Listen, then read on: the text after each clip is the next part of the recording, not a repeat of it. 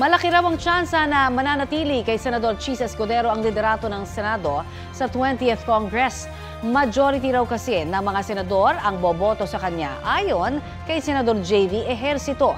Balitang hatid ni Maki Pulido.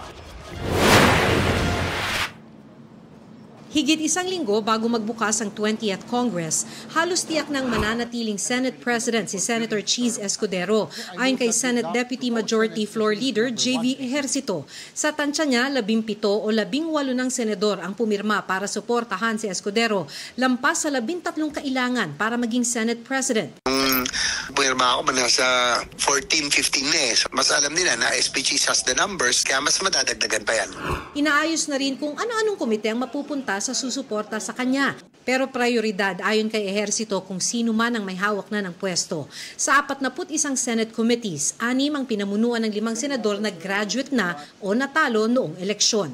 Equity of the incumbent, hindi ko lang alam doon sa mga newly elected kung nakausap na nila si SPGs about the committees. Basta kami stay put lang.